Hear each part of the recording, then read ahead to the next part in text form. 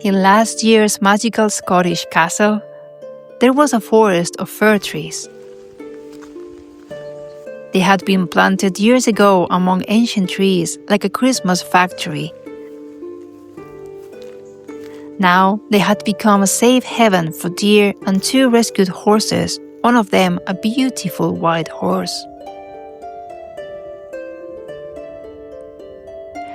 On those grey, rainy days, when a few sun rays managed to pierce through the highest branches of those ancient trees, if you dared to wander into that forest, you could see how the light filtered through, igniting the deepest greens of the moss and the brightest golds of the fallen autumn leaves.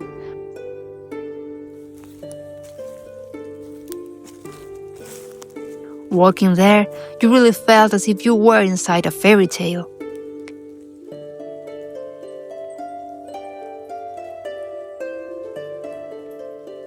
And oh, when that beam of light happened to touch, far away and by chance, the white horse among the trees. So deep in the story already, you could swear you were seeing a unicorn. Of course, then you got closer and came back to reality. It was a beautiful horse indeed, but it would never be a unicorn.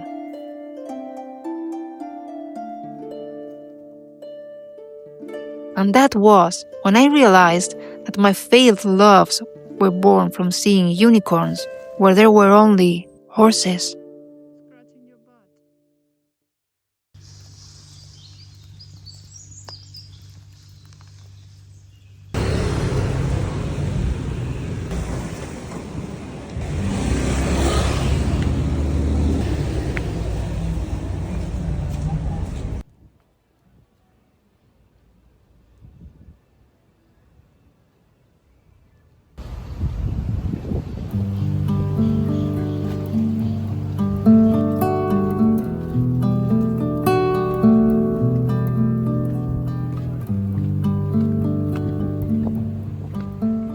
I've learned to deal with failure and to see it as an opportunity to grow.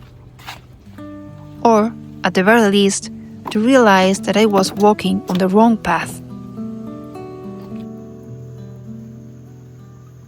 I've learned the theory almost by heart, and I repeat it to myself over and over whenever my mind brings back memories of failed attempts.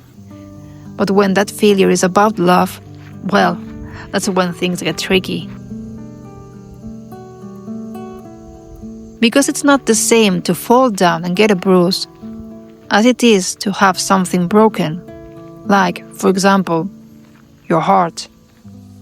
I once heard someone say that the closest emotional experience to death is heartbreak, because it not only destroys your present and future, but also puts your entire past into question.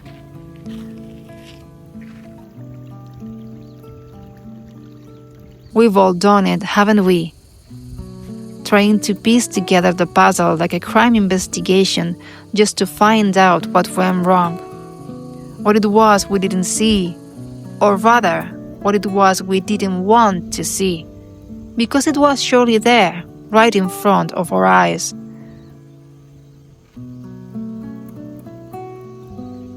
Now I understand that it's way too much pressure for an ordinary horse to try to be a unicorn all the time, especially if you don't even believe yourself to be a princess. But who wants to be a princess anyway? Not me. I've always been more about fighting my battles like a true warrior. You know, getting up every day and facing fears, challenges and doubts in any way I can imagine. A warrior who, the moment she faces love, completely loses her way, dismounts, throws down her weapons and hands them all over until there's nothing left. And of course, rebuilding that emptiness takes time, sweat, and tears until the wounds heal and there's only a new scar from another lost battle, another story to tell, another chapter closed. I ask myself questions. I see couples laughing together, facing their disagreements and conflicts with love, rowing in the same direction, choosing each other again and again, even through the storms, helping each other grow in unison.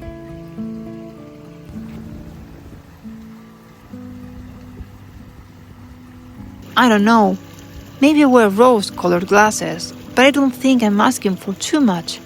Or maybe I am. These are strange times, and at 42, I no longer believe there are many brave souls willing to stay and fight alongside you in life's battles. And I also doubt my ability to clean the glitter off my glasses.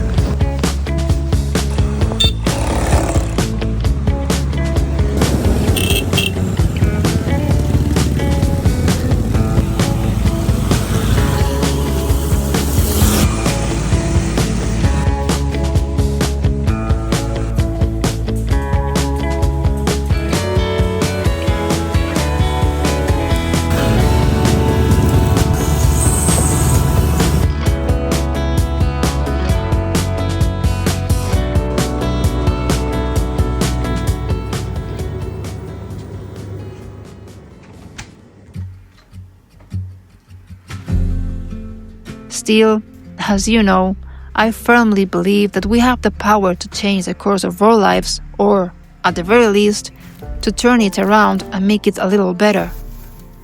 Nothing guarantees we'll achieve everything we dream of.